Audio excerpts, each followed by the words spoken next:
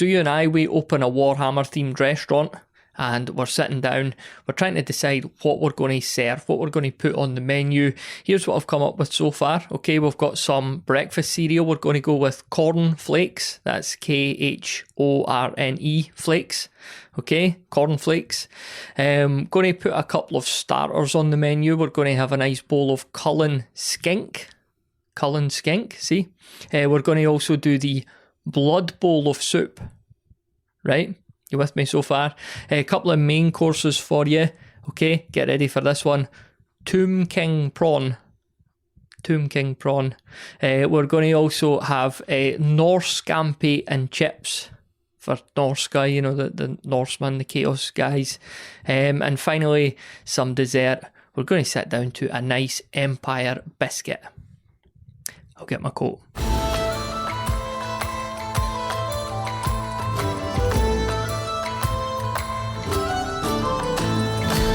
How you doing? It's the Tabletop Miniature Hobby Podcast. My name's Matthew, and sorry about that intro there. It was something I was thinking about a while ago. One of the, like, you know, when you're awake at 3 a.m. and your mind for some reason goes to weird stuff like that instead of the more serious stuff in life. Or just sleep, you know, like a normal person might do at that time of day. But just want to give a quick shout out to this episode's sponsor, which is, of course, Games Workshop. So you've possibly never heard of Games Workshop before. They're a very small miniature war games company based out of Nottingham in England. And before I go any further, I'll probably end up getting sued. The episode isn't actually sponsored by Games Workshop. I'm just having a bit of a laugh again. So the sponsorship run that we did with Midlam, I really enjoyed that. Midlam Miniatures, thank you so much for partnering with us on that. I just really wanted to say that we are open now to discussing other sponsorship opportunities with cool and interesting services or companies or anything like that. So, you know, if you run something and you're interested in potentially sponsoring a future episode or two of this very podcast, please reach out to me. You'll find all the contact details that you need at bedroombattlefields.com/contact. Right then, what's on the painting table at the moment? What's just coming off the painting table at the moment? Let's just take a wee look at that over here. Again, Joy's audio. I do this every episode, don't I? You can't really tell where I am, and I probably don't need to shine a light on that at all. But I'm just looking over at the latest miniatures that I've just finished up, and I'm waiting to just put a wee bit of varnish on them. So we've got let's pick this guy up. He's like a Chaos Lizardman. I think he was from Otherworld Miniatures, Tim Prowse gang. So this guy, he's got no legs. He's on a tail. He's doing pretty well to be erect, if that's the right word, and the posture that he is, just balancing nicely on that tail. Bit sort of, you know, gatory face, and he's got a big axe. He's got some nice armour and a nice big shield as well. Nice sort of Chaos old hammery type shield. So yeah, nice and simple guy to paint. Nice quick paint job, and pleased with how he came out. So he'll possibly take part in some future games as part of the sort of Chaos warband that I've been putting together as well. That's the one that's led by Courtney Lovecraft, for what it's worth. Next up, I've got, I think I mentioned these before on the show, some flies, some giant flies, because Joe McCulloch's games, they always demand a few flies here and there. These, I'm sure they're from North Star, who obviously do the official range for a lot of these games. So yeah, these were cool. These were cool to paint, nice and simple, nice and quick and simple. They're on the little stems that makes them look like they're flying. And a bit of dry brushing and a couple of contrast paints, and that's all it took really. And I'm happy with the results. So looking forward to getting them on the table too. When I was wee, I had this book. It was one of the, you know, books for wee boys. Wee boys are weird, aren't they? And it was this sort of like make your own monster food or like creepy food or stuff like that. And it was like, you know, if you want to make flies that you can eat, because why wouldn't you? What you do, you get raisins and you put cornflakes in the side of them for wings. That's the second mention of cornflakes on this episode. Very random that. But and that wee book, it was a great wee book, you know. Eat your own flies, make your own flies and eat them. We know at any point dealing with the question of why might you want to do this? But I did. I was the target audience, and yeah, I munched away on those wee flies. But I won't be eating these ones. Certainly, that'd be a bit sore when they came out the other end. A couple of other miniatures that I've just finished up. Former sponsor of the show, Midland Miniatures. I've always got a couple of Midland miniatures on the go. Got this little ranger character. She is going to be part of the gang for the next scenario of Rangers of Shadow Deep that we play. That'll be Blood Moon. I think her name's Orla or something like that. I'd need to dig out the book again, but I needed a character to play her. So really happy with how she came out. And I've got a little Jester as well. Little Jester. Very happy wee chap. He's got I don't know what the thing Jesters hold is called. It's like a baton with a face that looks a bit like his hat. It's in the same shape, and it's got little ribbons on it. So I'm not sure, like when you are a medieval jester, this is obviously an essential part of your toolkit, but I don't know the name for it. So I don't really know how he'll fit into my plans. It's probably just a bit of a fun character. I always like to include a few characters in the warbands in the games that we play that's just there for, you know, a bit of a laugh. He's got a funny name and he's pretty useless, and he's the type of character that you want to throw into really dangerous situations and just see if he could somehow pull something off. And almost never they can. They usually end up pretty dead after the game. So yeah, little jester guy. Going to put pictures of these up on the site as usual at bedroombattlefields.com. So fire over there when you're ready and get a wee look. And yeah, you could think to yourself, this guy, he's not a great painter. I'm much better than him. I should start my own website and my own podcast, and I'd be better at all of those things than him. And to be honest, you'd have a point. Anyway, next up for me, again, more Blood Moon stuff. I've got these giant wolves to paint. I've got one of them, he's sitting here completely unpainted. I've based them because I do that. You know, I base all the miniatures first before I even spray the base coat on them. So those giant wolves that I've got, I'm not sure at all. I don't know why I said that. They potentially come from North Star, but they possibly don't. And I'm going to have to go back and check and probably correct myself on the next episode. I've also got a werewolf from whichever company it was, North Star, I don't know. But you need 2 werewolves. So to get my secondary werewolf, I'm back on otherworldminiatures.co.uk. By the way, I've had a complete shocker, haven't I? Because I credited them as being Tim Prow's company earlier on. Tim is Die Hard Miniatures, and that's where I got the lizard guy. Having an absolute shocker here, sorry. So back on Otherworld Miniatures to get this second werewolf, Grendel from the Beowulf series. So yeah, he's a really cool big miniature. Obviously not an actual werewolf, just would be a good proxy for one, I suppose. So looking forward to getting him painted up, and we'll be talking about that and no doubt showing him off in future episodes and future pictures on the website as well.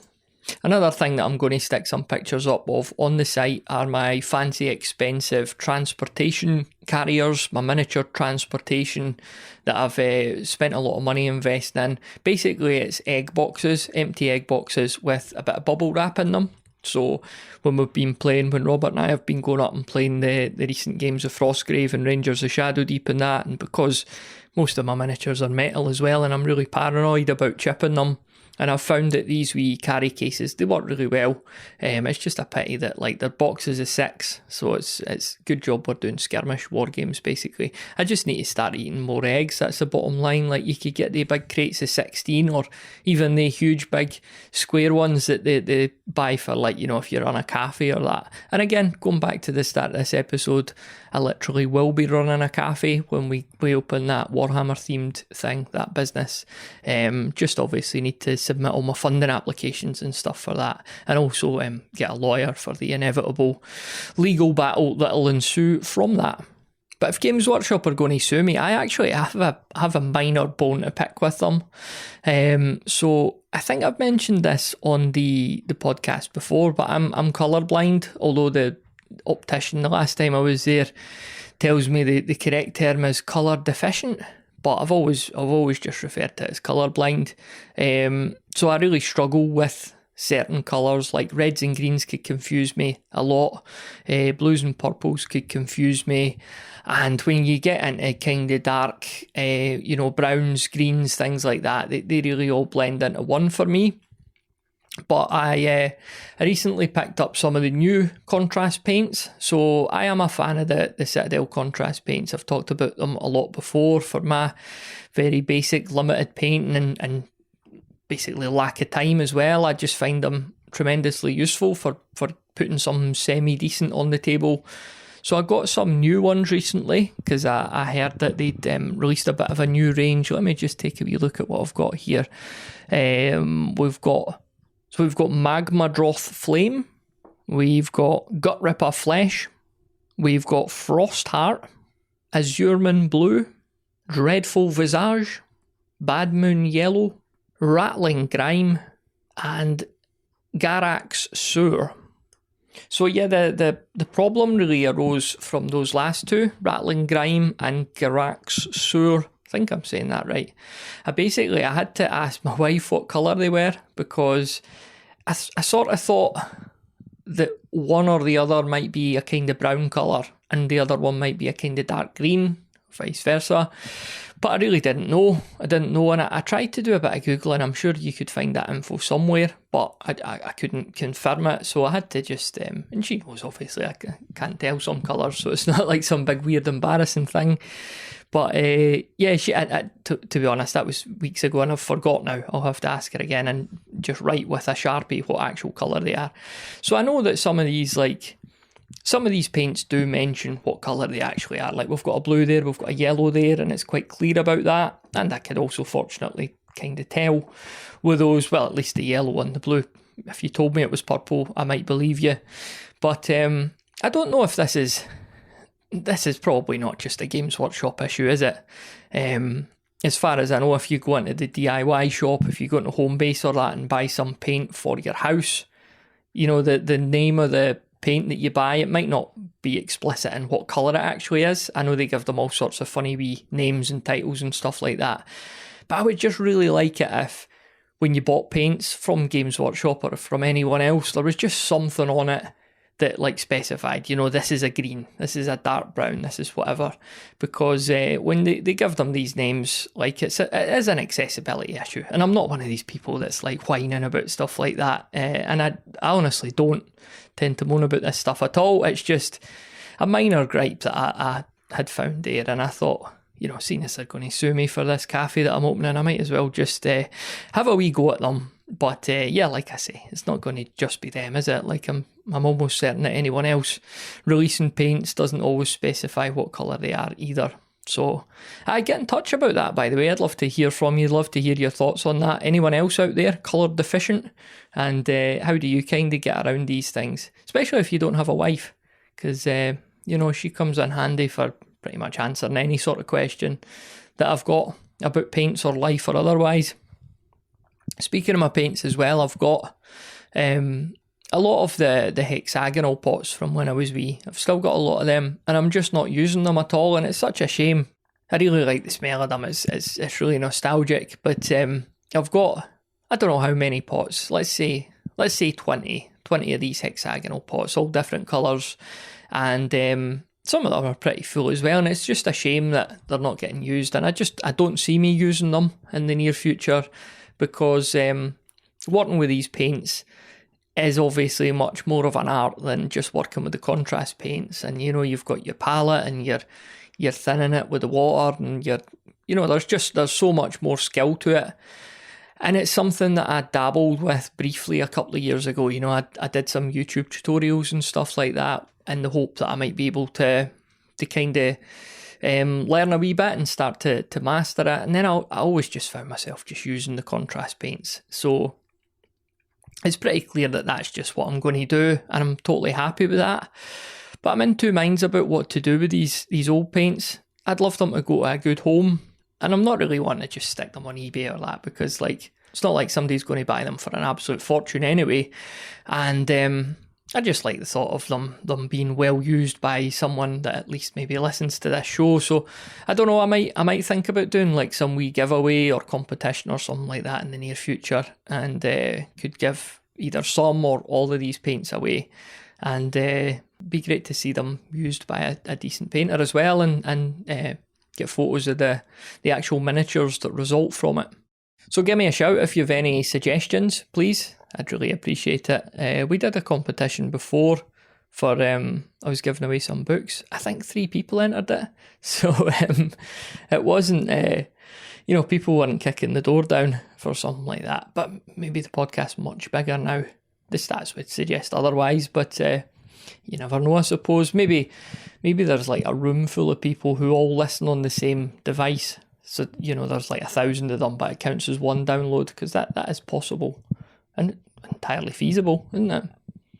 Here's another wee musing that I had recently that I wanted to bring up on the show. So we were at a garden centre, me and the family, and my daughter, she's at that age now where she wants to walk. She's just turned 1, so you have to hold her hand and just walk about the place with her. So we ended up, it's a garden centre, but they had a really high-end tropical fish section. I suppose there's maybe some sort of crossover between gardens and fish, maybe the plants or stuff like that. I don't know why they had a fish bit. But we went in there, and bloody hell, like the terrain, when you're really into tropical fish, like the terrain those guys have is immense. There was, it's all looked like resin, all pre-painted. You've got castles, you've got ruins. There was just some amazing stuff, like ancient Egyptian and Roman style stuff, and I was pretty blown away looking at it all. And it looks like the right scale as well, like sort of would fit in really well with 28mm, I reckon. The only thing is, it's not like you're getting a bargain. Like they were actually pretty expensive as well. Like I think one of the ruins I was looking at, it was like £65 or something like that. So. But like next time I'm in the market for some terrain, I can't rule that out. I might just, in fact, I had a wee look on Amazon when I got home, and they've got a lot of fish tank terrain in there as well. So I know that people, like, this isn't groundbreaking. Like, people have used fish tank terrain through the ages, especially for those kind of, the tropical jungle style 40k settings that a lot of people do, that you see, the old style White Dwarf dioramas or games taking place. So I know a lot of people have used like the wee planters and stuff that you get in fish tanks for that, but just wanted to kind of let you in on that if you weren't aware of it already, that if you're in the market for some terrain that's ready just to pull out the box and stick straight on the tabletop, get yourself some fish tank terrain. And if you've got a fish, I suppose if you've got a tank of fish, you could just, you could alternate. You could bring the terrain out, give it a wipe down, give it a dry, stick it on the table, have a wee game round it, pop it back in the fish tank. You could even invest heavily in tropical fish. It looks like I know our hobby could be expensive if you let it get out of hand, but when I was in that fish bit, there's probably a better name for it than that, isn't there? Like aquarium or that. I was in the fish bit, and like the price of the fish and the tanks and stuff like that. So I suppose if you're an eccentric millionaire, you could get really into fish, and you could get really into this hobby, and you could kind of share some of the stuff between the two. Just an idea, for any eccentric millionaires out there.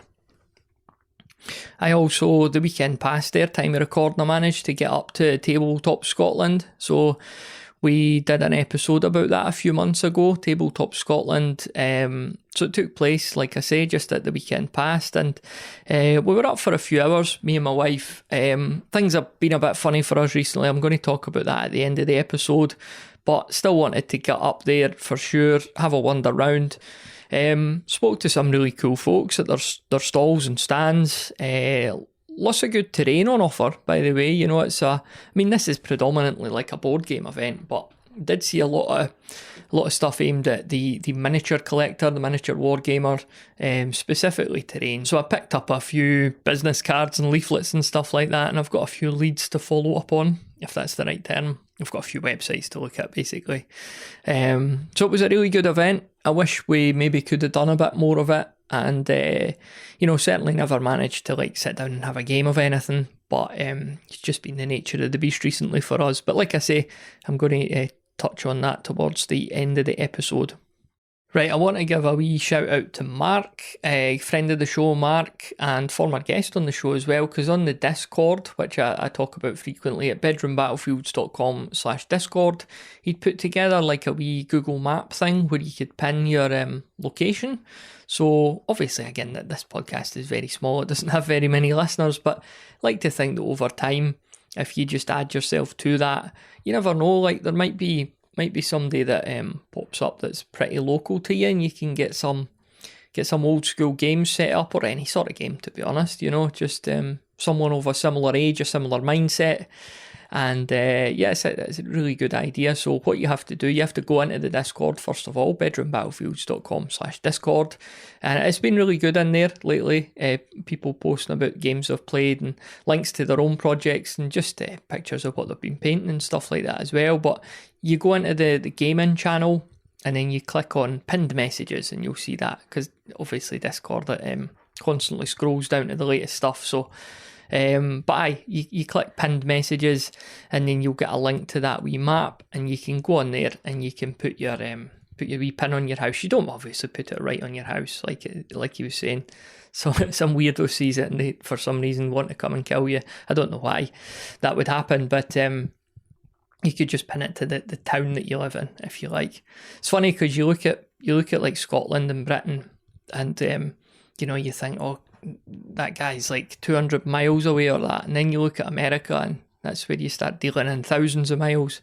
It's funny what the concept of local is over the Atlantic. I hear people on other shows and they're like, yeah, my mate, he lives 3 hours away, so he's local, so I could just drive there in a day. To us, like over here, 3 hours is unacceptable. If I've got a friend who lives any longer than like 45 minutes away, that's just out of the question for me. So it's all about size, I suppose, and perspective, isn't it? But so get into the Discord, bedroombattlefields.com/Discord, and have a wee look at that map too, and just see if there's anyone local to you. And I managed to check in on a few reviews that the show had picked up as well on various podcast listening apps and directories and stuff like that. I really appreciate anyone who's left us a review. It's just really nice to see, because you hear a bit about that person themselves and why they maybe like the show, and it's just good to know that the content that I'm putting out is useful in some way or helpful in some way. But I've seen a really good one. I want to thank the person who left the review on Podcast Addict, because they described the show as, I think it was ASMR for miniatures, or the ASMR of miniatures, or minis, or something like that. Should have had it in front of me, but I thought that was really funny. ASMR, for anyone who's not familiar with it. What is it again? Audio sensory something. Basically, like you like to listen to sort of, I don't know, people working away, or like Bob Ross, the artist. People really like watching him painting and stuff like that. So ASMR, it's a whole world of its own. If you Google it, you'll find a lot about it. But it's not anything weird. I mean, ostensibly anyway. I'm sure there are weird aspects of it. But I didn't mean to dwell on the world of ASMR there. I just thought it was a cool review. Alright then, just coming towards the end of this episode, and it's been a light-hearted one, a few wee funny things that I wanted to talk about there, but I just wanted to quickly put you in the picture that, this has been a very, very difficult few weeks for me and my family. We tragically lost my little brother a few weeks ago, and horrendous circumstances. And it's been a really gut-wrenching time for us all, and we're just trying to sort of slowly put the pieces back together. There's still so much to deal with and to handle and stuff like that, and it really is a horrible, horrible time for us. So that's kind of why, there's been a slight gap, I think, between this one and the last episode. I didn't want to open with this because you've always got like new listeners tuning in, and I don't want somebody to think that this is basically my own personal therapy session, but it's only fair to kind of put you in the picture about this, because it might sort of slightly affect recordings for the foreseeable future. I'm obviously going to crack on as much as I can, but certainly with things like interviews and that as well, it's going to be tricky now to sync up with other people, and I've certainly not got as much free time as I maybe had, just because there's a lot of other commitments that need looked at just now. So, like I say, not going to dwell on that either. I just wanted to kind of put you in the picture and let you know where we are. And yeah, life goes on, and we'll get through it together, hopefully. But a horrible time, and pretty awkward with stuff like this. But I just want to say as well that if you do struggle with your mental health, if you've ever struggled with anything like that, then please do talk to someone. Please do reach out to someone. There's always somebody there to listen to you, including myself. If you're ever feeling down, if you've ever had pretty dark thoughts about life or anything like that, then please, there's always a way out. There's always somebody who'll listen to you.